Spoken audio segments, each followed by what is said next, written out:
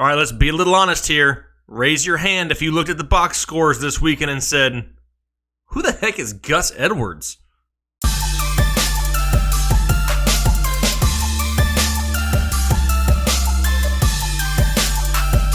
Hey, what's going on, everybody? Jake, Fantasy Headliners. Welcome to Week 12 of the fantasy football season. Can't believe it's going by so fast. Today, we're talking about the top waiver wire pickups for the week. Not just here on waiver night. You know, these guys are probably going to be some available throughout the week. So make sure you take a look down in the description. Check out all the names. These guys make clear waivers. You may get them for free. I got a few from each position: quarterbacks, running backs, wide receivers, and tight ends. We do have a couple buys this week. Some big names on buy. We got the Rams and the Chiefs are out. So therefore, we have a lot of big name studs that we can't count on this week. Let's see who's out there on the waiver wire. Well, let's kick it off with the quarterback position. Let's talk about Dak Prescott of the Dallas Cowboys. Don't shut the video off yet. I know it's Dak Prescott, and a lot of you guys out there don't care for him. But maybe you had a Patrick Mahomes or a Jared Goff who's on bye this week, and you're looking for another option to get you by. Dak Prescott hasn't been bad the past few games. In fact, over his last 4 games, he's averaged close to 20 fantasy points. What's really helping him out? It's his ability to actually scramble, and he's getting back to that. He's had rushing touchdowns 2 straight games in a row. That now makes it 4 rushing touchdowns in the last 5 games he's played. This is definitely something that we like to see from Dak Prescott because it really boosts his fantasy value. Is he going out there and putting up huge passing numbers? No, he's not, and he probably won't. But he's got a decent matchup against the Redskins. He's put together a string of a few good games. Yes, he's got Amari Cooper now. It gives him an added weapon. It's just really opening up the run game for Zeke. Once that happens, this offense looks a lot better. If you're looking for a bye week fill-in, by all means, this guy's not going to carry you to your fantasy championship, but he's available out there if need be. Maybe you were relying on Alex Smith. If you were, I'm sorry ahead of time. But Dak Prescott is a serviceable quarterback, at least a streaming option here for Week 12 if need be. All right, next up is going to be Baker Mayfield of the Cleveland Browns, somebody who was playing really good football before his bye week. In fact, he'd had 4 straight games of multiple touchdown passes, 9 touchdown passes in his last 4 games played to only 2 turnovers. He's been playing a lot better football coming off the bye week, and now he gets the Cincinnati Bengals, whose defense can't seem to stop anybody here as of late. If you're looking for a streaming option, right now Baker Mayfield is only owned in 37% of leagues, somebody who I would have no issues picking up, and he's actually got a few decent matchups left this season. Stash him on your bench. You never know when you may need some added depth, and Baker Mayfield's been averaging over 20 points per game his last 4 contests. He's a solid play, solid pickup. Love some Baker Mayfield. Last quarterback's going to be Lamar Jackson of the Baltimore Ravens. And now you look at his stats, and he only had 150 passing yards and no touchdowns, and also had an interception. However, where you're going to get your fantasy value from Lamar Jackson is in the rushing attempts. The guy had 27 rush attempts for 117 yards from the quarterback position. He really has value. He's not going to be the type of guy to go out there and throw for 350 yards and 4 touchdowns a game. But he's got the huge upside by running the ball, and now he gets another home game against the Oakland Raiders. Now, you never know what Raiders team is going to show up. You could have the Raiders that came into Arizona last week and actually got a W, or you can get the Raiders who don't look like they give a crap about anything. It's really a toss-up. Lamar Jackson has the upside with the rushing ability, which they're going to allow him to use. Therefore, he's a viable, bye week fill-in injury replacement, somebody who has high upside. If he could put together a solid game through the air and combine that with his huge rushing upside, you could have somebody that can kind of carry you to the fantasy playoffs because he's got a lot of good matchups coming up here end of the season. Let's move on to the running back position now, and I believe I mentioned this guy last week, and he's still available in a lot of leagues. Right now, only owned on average in about 30% of your fantasy leagues. I'm talking about Josh Adams of the Philadelphia Eagles. By far the best running back on the roster right now. The problem is the negative game script last week kind of kept him out of the game. He only had 7 carries. However, he turned it into another 53 yards and a touchdown. Definitely the most efficient and most productive running back on the Philadelphia Eagles as of right now, and going forward could be a decent play. He does have the New York Giants coming up this week. Is he a must start? Not by any means, but he is somebody who has sneaky value. He's highly available and could start seeing double-digit touches here over the coming weeks. Really like Josh Adams as a stash, somebody who you may be able to use here in the next 2 or 3 weeks or so. Next up is Theo Riddick of the Detroit Lions, right now only owned in 33% of leagues. Kerryon Johnson has a sprained knee and is going to miss a couple games. Yes, LeGarrette Blount will take over the majority of the early down work, which gives him some value. However, they're going up against the Chicago Bears this week, and you can't really run against the Chicago Bears, so I don't have a whole lot of expectations for LeGarrette Blount. Theo Riddick is definitely somebody who has more upside this week, in my opinion. He's more involved in the passing game. Even with Kerryon Johnson there the past few games, he's been averaging right around 10 fantasy points a game in PPR leagues. Now no Kerryon Johnson. More opportunities for Theo Riddick. He's somebody who in PPR leagues could be a solid flex play here for the next 2 or 3 weeks in games that they will more than likely be trailing in. Their next few matchups, Chicago and the Rams. I expect a heavy dose of Theo Riddick and the passing game in Detroit, and if he's available, he's somebody that I would look to pick up right away. Next up is the man of the hour. Who the heck is Gus Edwards, and is he worth picking up here in fantasy football for Week 12?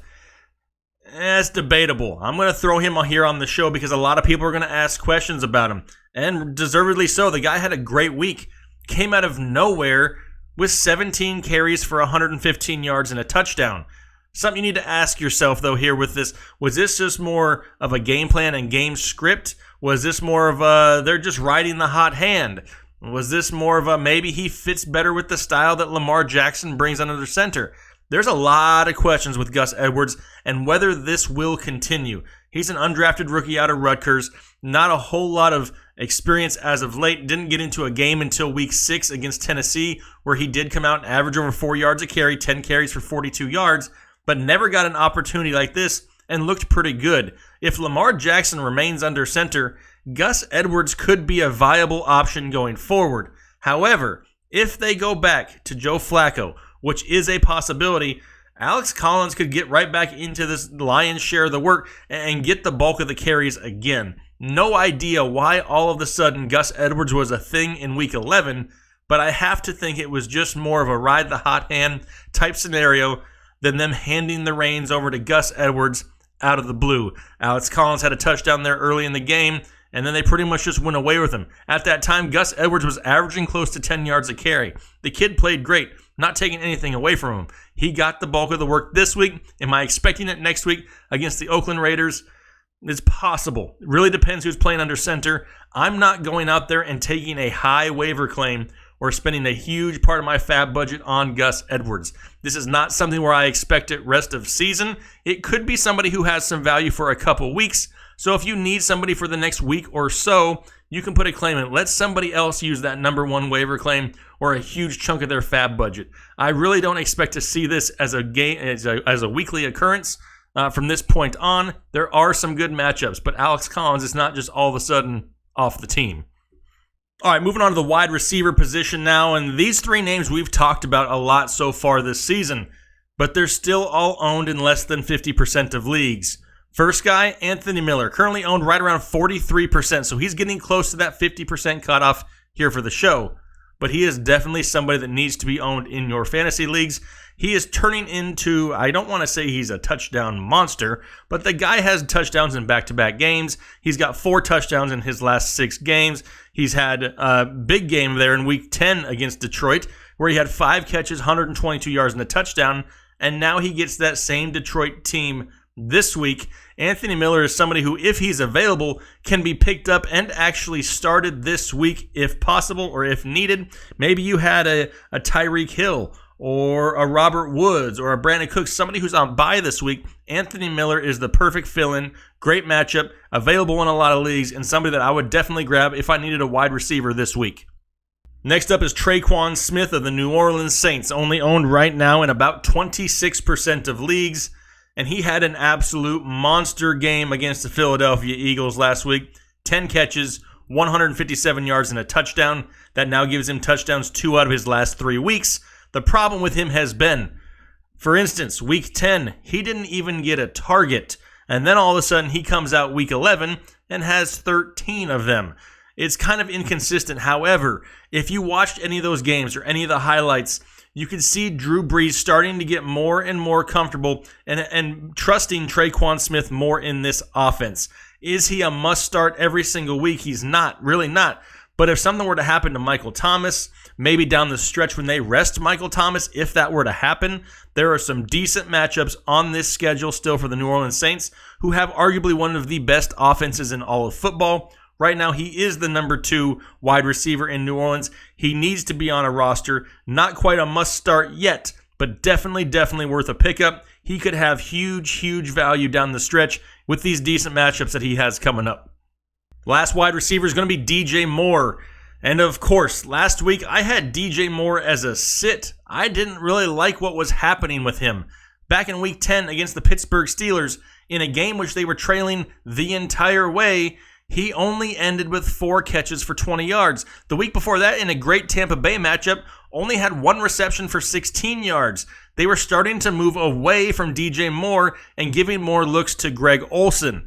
For that exact reason, I didn't really care for DJ Moore until we saw something that was trending upwards. And then all of a sudden, the kid comes out, 7 catches, 157 yards, and a touchdown against the Detroit Lions. Which, yes, a lot of people have big games against the Detroit Lions, so that is, part of the factor going into it. However, he's got some decent matchups rest of season also. We've talked about this kid, I feel, 5, 6, 7 weeks this year on this show alone for the waiver wire pickups. Right now, he's only owned in about 39% of leagues, highly available.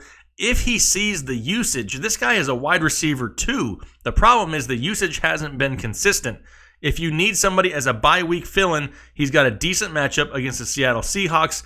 However, the usage that he sees, he even sees, snaps out of the backfield. They'll get him involved, and they'll put him in motion. They'll give him some end-around plays. He's involved in this offense for the most part. I'm going to take up those 2 weeks against Tampa Bay and Pittsburgh as kind of an anomaly, because before that, he was in the 80% for the snap usage. I mean, he was definitely somebody who was being used a lot. 2 bad games, not going to give up on DJ Moore. Like him rest of season, and if you need some depth or a bye week fill-in for the wide receiver position, DJ Moore is one of the tops on the list here for week 12. All right, on to the tight end position now, and the first one is kind of a blast from the past. If you've been watching this show all year long, you've heard this name. But when I said this name, I guess I was a few weeks early on it. I talked about it when Delanie Walker went down, and I'm talking about Jonnu Smith, tight end of the Tennessee Titans. I said that he was somebody with huge talent, and as soon as Delanie Walker went down, I expected a lot more right away from Jonnu Smith. The problem is, it really didn't start happening with anything until week 9. He now has 3 straight double-digit fantasy games in PPR leagues, touchdowns on 2 of his last 3 games, and he's somebody who's starting to get involved in this offense a little bit more each and every week. Outside of Corey Davis, they haven't really had a whole lot of options. The next best option in this offense through the passing game had really been Dion Lewis. They're looking for something else. Mariota's banged up. He's dealing with some injuries. Whether he plays this week or not, that's still a question. But Jonnu Smith is somebody who has some sneaky upside. Maybe you had Travis Kelce, who's on a bye week, and now you're just looking for that 1 week bye week fill-in. Jonnu Smith gets the Houston Texans this week, which is a tough matchup. However, not a whole lot of options, like I said there, for the Titans. He's somebody who's seen close to 5 to 7 targets a week over the past 3 games. Somebody with some upside. He has the ability, just needs the opportunity. If he can get the targets, he could really carry you here for a week or 2 if you need a fill-in. I like Jonnu Smith. I just liked him a little bit early in the season. It looks like he's finally now starting to turn the corner and get to something where we may be able to start him in a snap decision on a bye week fill-in, an injury replacement, something like that. Not somebody that I want to start every single week, but if need be, he's not bad depth for the tight end position. Last tight end is going to be Chris Herndon, somebody who's coming off the bye week. Don't forget about Chris Herndon going forward.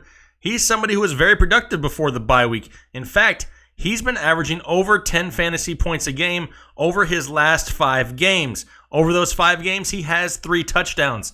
And now they come out of the bye with a game at home against the New England Patriots, a game in which I really expect the New England Patriots offense to get going, trying to make that late season playoff run.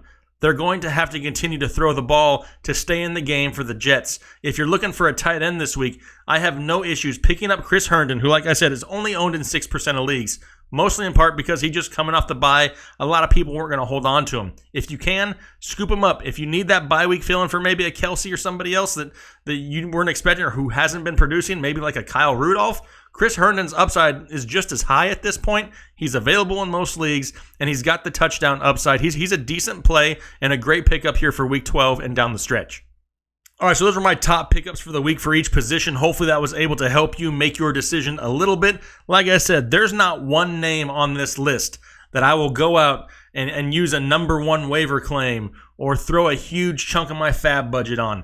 But there are some decent pieces out there that provide depth, and right now, this is the time of year that you need depth. Cold weather is coming, injuries are coming, your fantasy playoff stretch is coming. You want to make sure that you have options available just in case you need somebody on a moment's notice. All these guys fit that bill. They're all great bye week fill-ins if need be.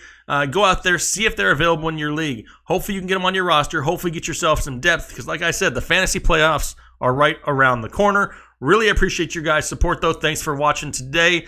Make sure you're ready for the live show Saturday afternoon, right around 3:30 p.m. Eastern Time. We'll be doing the weekly live show. Really appreciate you guys' support. Happy Thanksgiving. Hopefully everybody out there has a great week. Don't eat too much turkey or whatever else you eat on Thanksgiving. I'll be looking forward to talking to you guys on the weekend, though. Saturday's live show, going to be a lot of fun. We'll talk to you then. Thanks. Have a good one.